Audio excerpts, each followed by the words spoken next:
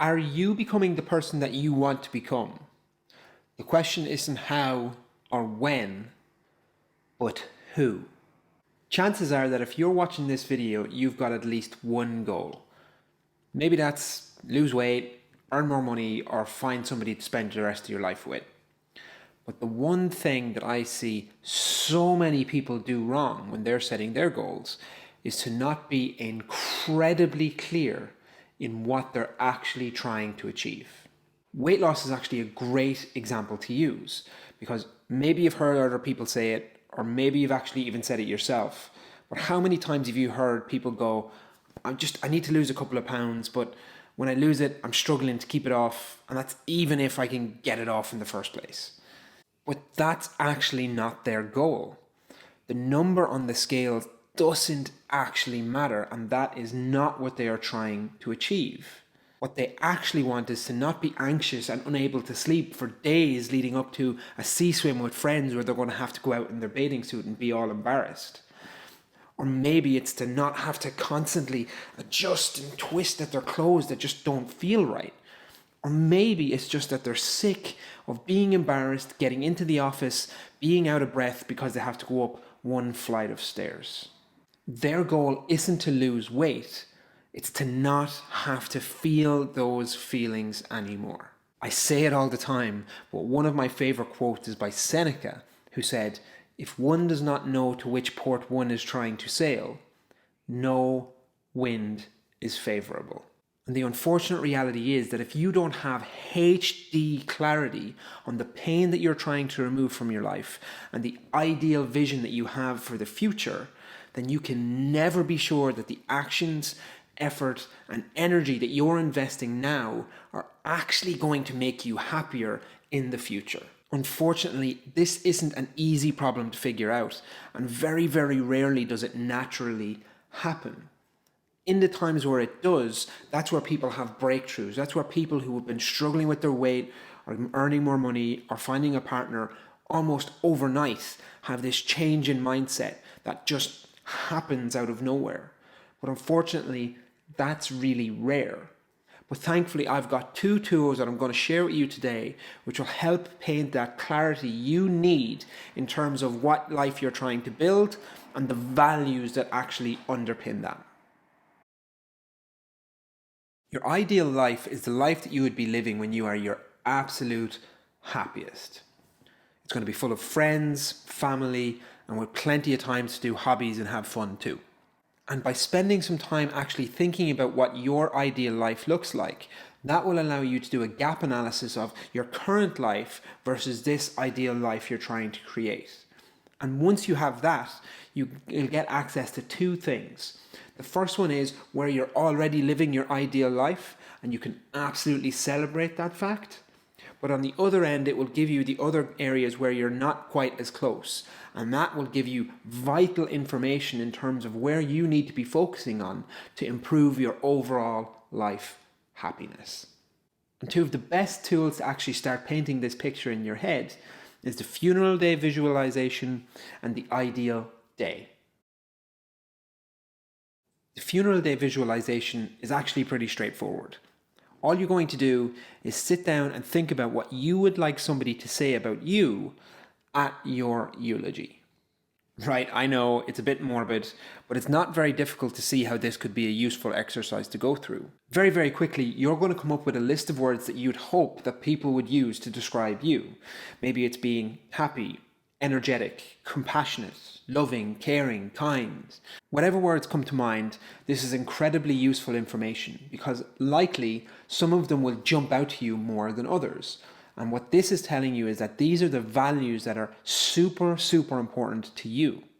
And if you feel that you're not quite living up to what your image of those values are just yet, well, now that's telling you something. That's giving you information and a direction to go. Because if you've done this exercise right, it should generate an emotional reaction deep in your chest or in your stomach. And that will tell you where you need to focus on to become the person that you want to become, making your overall life happiness skyrocket. The second exercise is visualizing your ideal life.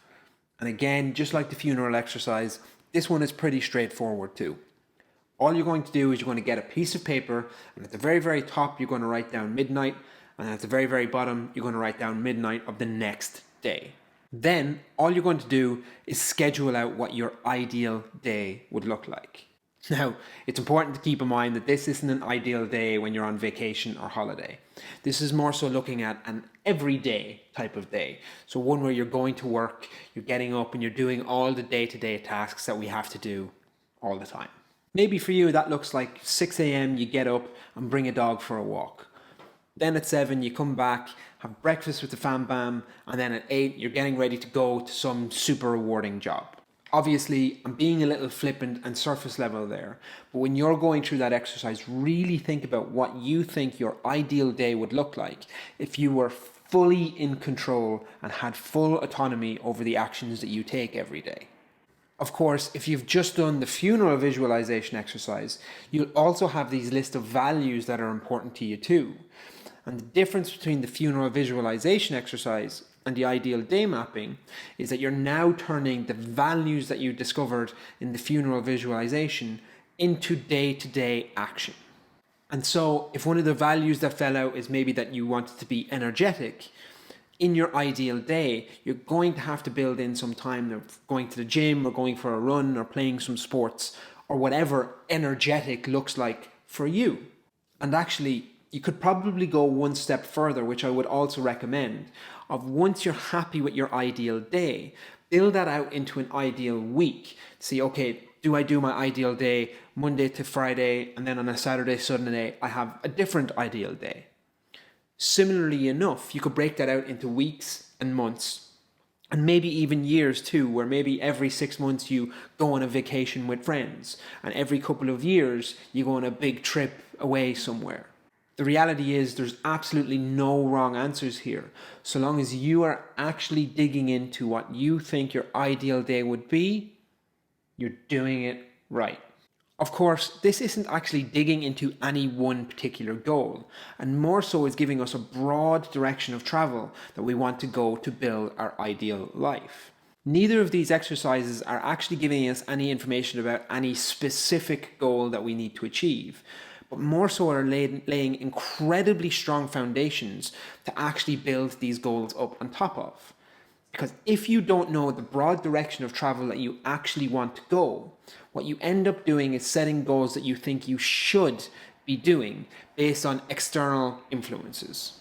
And the reality is that more often than not, those external influences are bringing us down a direction that is totally misaligned from our ideal life. Meaning that if we use that as the foundation to build our goals from, we're just going to be going in the wrong direction. But by going through these exercises, you've now removed those external influences and be confident that the direction of travel you're going is the one that's going to make you the overall happiest. And that puts you back in control. And damn, that is exciting. The only watch out I have for you at this stage is to look out for what are known as limiting beliefs.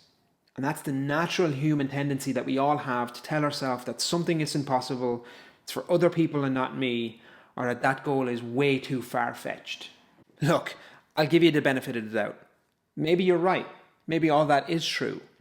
But until you have actually tried, and I mean really tried, there is no way you can know for certain that that is a fact. Going back to my opening question of, are you becoming the person that you want to become? Now we can sit and be significantly more comfortable that the answer to that question is yes. Hopefully you found this video useful, guys, and if you did, I'd really appreciate it if you just subscribe to the channel. I'm posting short videos 5 days a week, and you can also expect some more long-form videos coming down the tracks too. Hope you found this useful, and if there's anything I can do to help, just drop a comment in the comments below. Have a great day, folks. Peace.